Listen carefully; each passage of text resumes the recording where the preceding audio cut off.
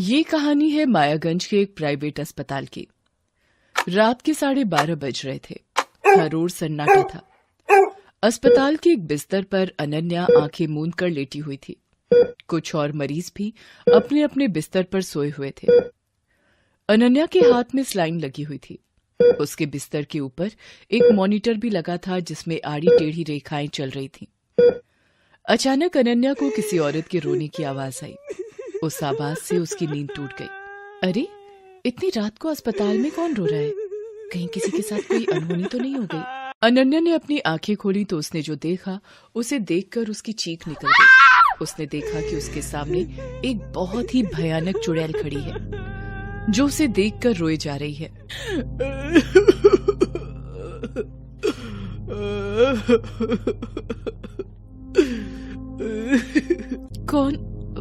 कौन हो तुम?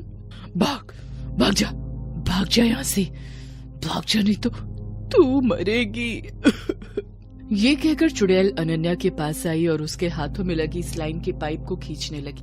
अरे, ये क्या कर रही हो तुम? पागल हो गई हो क्या? छोड़ो मुझे। लेकिन उस चुड़ैल ने अनन्या की एक नहीं सुनी और उसने स्लाइन की पाइप को खींचकर निकाल दिया। अनन्या जोर से चीख पड़ी। अनन्या के हाथ से खून बह रहा था और वो नीचे जमीन पर टपक रहा था।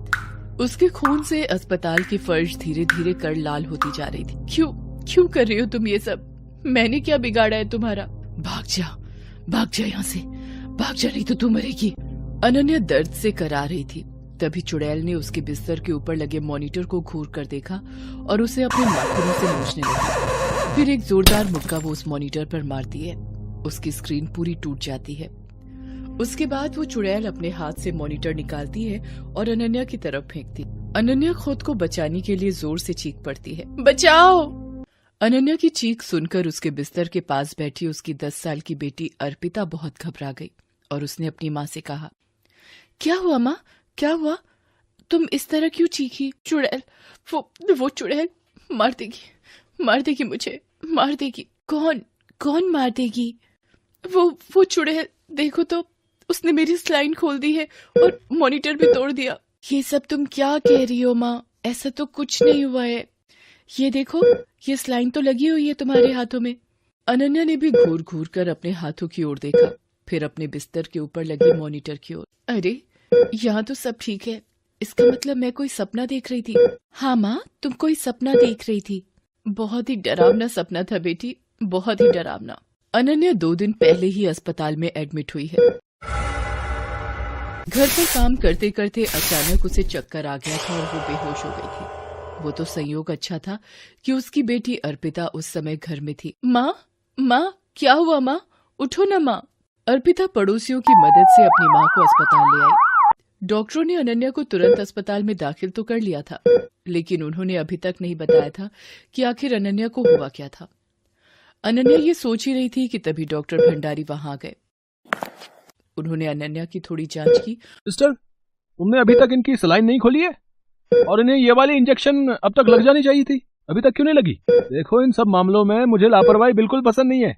मरीज यहाँ इतनी आशा के साथ हमारे पास आता है, हमारी पूरी जिम्मेदारी है कि हम उनकी देखभाल ठीक से करें। डॉक्टर भंडारी की बात सुनकर नर्स ने अपना सिर नीचे कर लिया और वो इंजेक्शन लाने चली गई।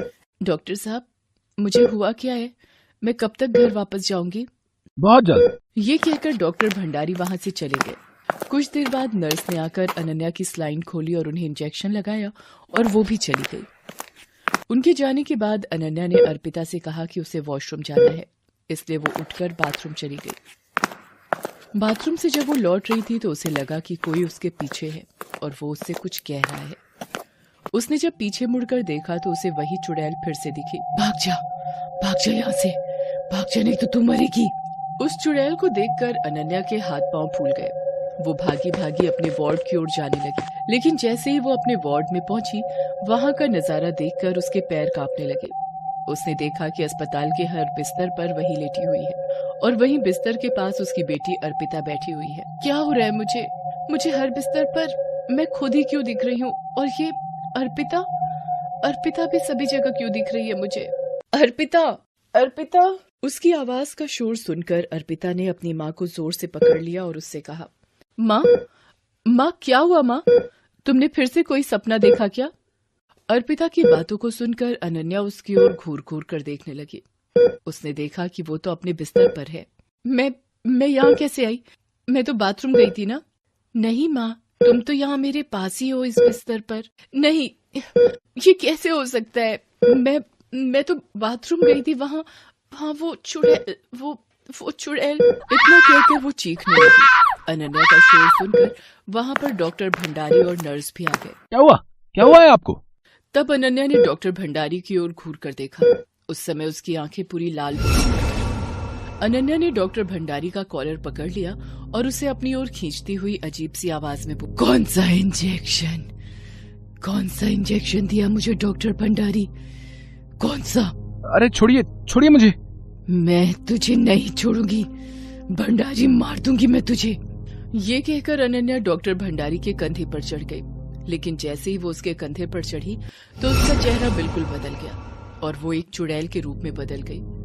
जैसे ही उसका चेहरा वहाँ खड़ी नर्स ने देखा, वो चिल्ला उठी, ये तो माला है, लेकिन ये तो। उसके बाद चुड़ैल ने डॉक्टर भंडारी को नीचे गिरा दिया और उसके सीने को अपने नाखूनों से नोचने लगी। खून की धार डॉक्टर भंडारी के सीने से बहने लगी। छोड़ो मुझे। भंडारी, तुम जैसे राक्षसों को जीने का कोई हक नहीं है। डॉक्टर भगवान के समान होता है, लेकिन तुमने तो इस पेशे को धंधा बना दिया। मैं माला हूँ, माला, वही माला जिसकी दोनों किडनियां तुम लोगों ने निकाल ली और मुझे मार दिया। और अब तुम अनन्या के पीछे पड़े हो। भंडारी, मैं तुझे छोड़ूंगी नहीं। ये कहकर चुड़ैल ने डॉक्टर भंडारी को मार दिया। उसके बाद माला की आत्मा अनन्या के शरीर से निकलकर गायब हो गई।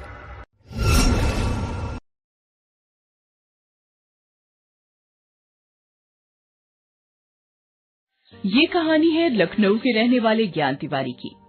70 साल के तिवारी जी एक प्राइवेट हॉस्पिटल में सिक्योरिटी गार्ड का काम करते थे। उन्हें ये अस्पताल ज्वाइन किए कुछ ही महीने हुए थे। पहले वो किसी दूसरे अस्पताल में थे। एक बार तिवारी जी अस्पताल में नाइट ड्यूटी पर थे। सर्दियों का समय था, इसलिए अलाव जलाकर बैठे थे। तभी उन्हें अस्पताल की मोर्चरी के पास से किसी औरत के रोने की आवाज आई। इतनी रात में ये कौन रो रहा है? आवाज तो मोर्चरी के पास से आ रही है। वो उठकर मोर्चरी के पास जाते हैं। वहाँ कोई औरत सिर झुकाए रोए जा रही थी। क्या हुआ बेटी? इतनी रात को यहाँ बैठी क्यों रो रही हो? अरे बेटी बताओ ना, क्या हुआ? क्यों रो रही हो? इतनी देर से पूछ रहा हूँ, तुम कुछ बोलती क्यों नहीं? तुम कौन हो? बोलो ना बेटी, शायद मैं तुम्हारी कुछ मदद कर सकूं। मैं पर्वतिया हूँ गार्ड साहब। इन लोगों ने मेरी 10 साल की छोटी सी बिटिया गुंजा को बंद कर दिया है। आप कृपया करके उसे बाहर निकाल दीजिए ना, उसे भूख लगी होगी। किसने बंद कर दिया तुम्हारी बेटी को? अस्पताल वालों ने गार्ड साहब। मैं उसके लिए बाहर से रोटी लाने के लिए गई थी। इतनी देर में देखिए ना, उन्होंने मेरी बेटी गुंजा को बंद कर दिया। आप ताला खुलवा दीजिए ना, वो भूखी है, वो रोटी खाकर सो जाएगी। अरे कहाँ बंद कर दिया उसे? ओह, तुम्हारी बेटी मर गई है? नहीं, वो नहीं मरी है, वो जिंदा है। उसे भूख लगी है। आप मोर्चरी का गेट खोल दीजिए ना, मैं उसे खाना खिलाकर चली जाऊंगी। उस औरत के साथ तिवारी जी बात कर ही रहे थे कि उनके साथ काम करने वाला एक और गार्ड ओम प्रकाश वहाँ आया। अरे क्या बात है तिवारी जी, अस्पताल का गेट छोड़कर यहाँ मोर्चरी के पास क्या कर रहे हैं? अरे भाई, ये औरत यहाँ रो रही थी। देखो ना, इसकी बेटी बेचारी मर गई है, इसलिए ये सदमे में है। कौन सी औरत तिवारी जी? यहाँ तो कोई नहीं है। तिवारी जी ने उस औरत को इधर उधर बहुत खोजा, लेकिन वो नहीं मिली। उनकी कुछ समझ में नहीं आ रहा था कि वो औरत अचानक कहाँ गायब हो गई। उसी रात जब सरला नाम की एक नर्स अपने कमरे में एक सिरिंज में दवा भर रही थी, तभी उसके साथ अजीब सी घटना हुई। उसकी सिरिंज अचानक से धीरे धीरे कर बड़ी होने लगी। अरे अरे अरे, ये क्या हो रहा है? ये सिरिंज कैसे बड़ी होने लगी? सरला सिरिंज को वहीं पटक देती है। जैसे ही वो सिरिंज पटकती है, उस सिरिंज से खून निकलने लगता है और किसी औरत के हंसने की आवाज आने लगती है। वो इधर उधर देखती है पर उसे कोई नजर नहीं आता। तभी उसकी नजर पंखे पर जाती है जिस पर पर्वतिया लटकी हुई है। फिर उसकी नजर कमरे की अलमारी पर जाती है जहाँ पर्वतिया की बेटी गुंजा चादर ओढ़े रो रही है। नर्स, मेरी बेटी को ठीक कर दो ना, वो बहुत बीमार है, ठीक कर दो ना, डॉक्टर साहब को बुला दो ना। पर्वतिया, तुम जिंदा हो? लेकिन तुम तो क्यों मारा मेरी बच्ची को? हमने नहीं मारा उसे, वो बहुत बीमार थी। हमने कोशिश बहुत की लेकिन वो नहीं बची। झूठ मत बोल तू, मैं नहीं छोड़ूंगी, तुम लोगों में से किसी को नहीं छोड़ूंगी। उसके बाद पर्वतिया सरला को मार देती है और उसके शरीर में प्रवेश कर जाती है। अगले दिन। तुम्हें शर्म नहीं आती विनोद? मैंने कितनी बार कहा कि हम यहाँ पर लाभ कमाने के लिए नहीं बैठे हैं, लोगों की सेवा के लिए हैं। इसके बावजूद तुम इन्हें यहाँ से भगा रहे थे।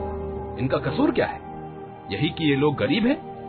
कान खोल कर सुन लो, मेरे अस्पताल में काम करना है तो ये नहीं चलेगा। सॉरी डॉक्टर अभिषेक, सॉरी मुझे नहीं, इन्हें बोलो। मेरे अस्पताल से कोई गरीब इसलिए बिना इलाज के वापस चला जाए कि उसके पास पैसा नहीं है, तो इससे ज्यादा शर्म की बात मेरे लिए और क्या होगी।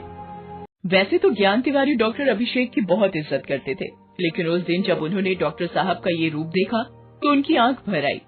उन्हें याद आया इतने दिनों में उन्होंने डॉक्टर साहब को किसी से ऊंची आवाज में बातें करते नहीं देखा था। उन्हें सिर्फ अपने काम से काम होता था। उसी दिन की बात है, रात के 10 बज रहे थे। डॉक्टर अभिषेक अपने कमरे में बैठे हुए थे। तभी उनके कमरे में पर्वतिया आई जो सरला के वेश में थी। सिस्टर सरला, वो बेड नंबर 19 की क्या पोजीशन है?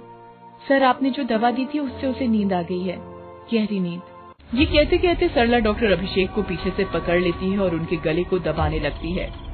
डॉक्टर अभिषेक, अब आपको भी सोना होगा, गहरी नींद में, कभी नहीं जागने के लिए। अरे छोड़ो मुझे, ये तुम क्या कर रही हो? मेरा दम घुट रहा है। तभी सरला पर्वतिया के वेश में आ जाती है। उसे देखकर डॉक्टर साहब डर जाते हैं। वो उसकी पकड़ से निकलकर भागने की कोशिश करते हैं। तब पर्वतिया डॉक्टर अभिषेक को जोर से धक्का मारती है जिससे उनका सिर वहाँ रखे एक स्ट्रेचर पर जा लगता है। वो बेहोश हो जाते हैं। उसके बाद पर्वतिया उन्हें उठाकर स्ट्रेचर पर डालती है और फिर वो नर्स सरला के वेश में आ जाती है और स्ट्रेचर को खींचते हुए अस्पताल के कॉरिडोर में ले जाने लगती है। तभी वार्ड बॉय विनोद की नजर उस पर जाती है। सरला, ये डॉक्टर साहब को कहाँ ले जा रही हो? पागल हो गई हो क्या तुम? इसे मॉर्चरी में ले जा रही हूँ। इसने मेरी बेटी को वहाँ भेजा था, वैसे जाएगा तो तू भी वहाँ। मैं किसी को नहीं छोड़ने वाली।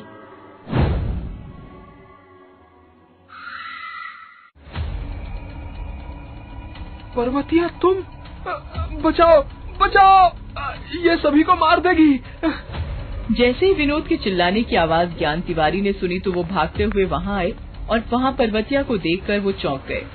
अरे पर्वतिया, तुम यहाँ क्या कर रही हो?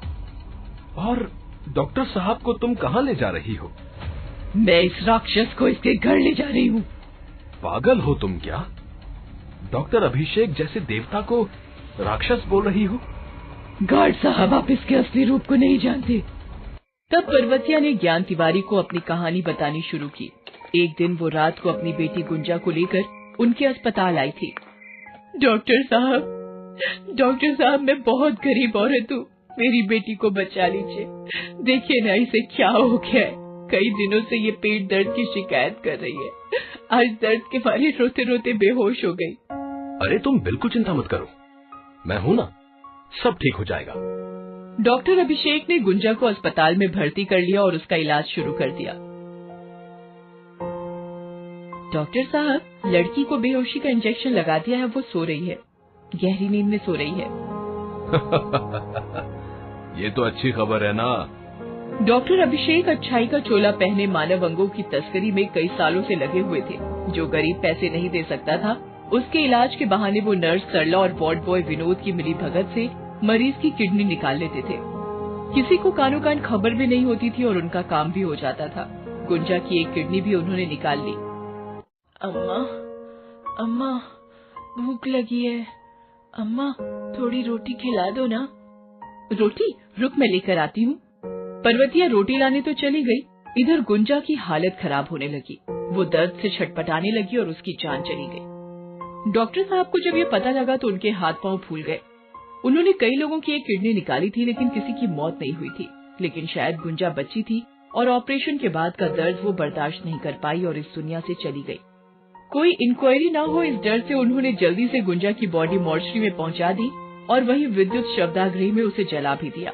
पर्वतिया जब वापस आई तो उन्होंने कहा कि उसकी बेटी की मौत हो गई है। वो ये सदमा बर्दाश्त नहीं कर पाई। उसने जब उसकी बॉडी दिखाने के लिए कहा तो उन्होंने कहा कि उसकी बॉडी मॉर्चरी में है। वो मॉर्चरी के बाहर घंटों बैठी रही, लेकिन किसी ने उसे गुंजा की बॉडी नहीं दिखाई। वो इसकी शिकायत डॉक्टर साहब से करने आई तो उस समय डॉक्टर साहब सरला और विनोद से इसी बारे में बातें कर रहे थे। उसने सब कुछ सुन लिया। राक्षस, राक्षस हो तुम लोग। डॉक्टरी जैसे पेशे को बदनाम कर दिया है तुम लोगों ने। तुम्हें भगवान कहा जाता है और तुम लोग शैतानों वाले काम कर रहे हो। डॉक्टर साहब, लगता है इसने हमारी सारी बातें सुन ली हैं। ये हमारे लिए अच्छा नहीं है। हमें इसे मारना होगा, नहीं तो हम सभी जेल के अंदर होंगे। उन लोगों ने पर्वतिया को पहले बेहोश किया, फिर उसकी किडनी भी निकाल ली और उसे जहर का इंजेक्शन देकर मार दिया। मैं इन्हें क्या समझता था, ये क्या निकले। लेकिन बेटी, तुम चिंता मत करो, मैं पुलिस को सारी बात बताऊंगा। इन्हें छोड़ूंगा नहीं। वो ये बोल ही रहे थे कि अभिषेक और विनोद वहाँ से भागने की कोशिश करते हैं। पर्वतिया उन दोनों को पकड़ लेती है और गर्दन पकड़कर उन्हें उठा लेती है और उन्हें अस्पताल की खिड़की के बाहर फेंक देती है। दोनों की तत्काल मौत हो जाती है। इस प्रकार पर्वतिया ने अपना और अपनी बेटी की हत्या का बदला ले लिया। हालांकि इस घटना के बाद ज्ञान तिवारी को फिर कभी पर्वतिया की आत्मा नहीं दिखी। हेलो दोस्तों, कैसे हैं आप सब? हमारी कहानियां देखने के लिए हमारे चैनल को सब्सक्राइब कीजिए और हाँ, बेल आइकॉन पर क्लिक करना मत भूलिएगा।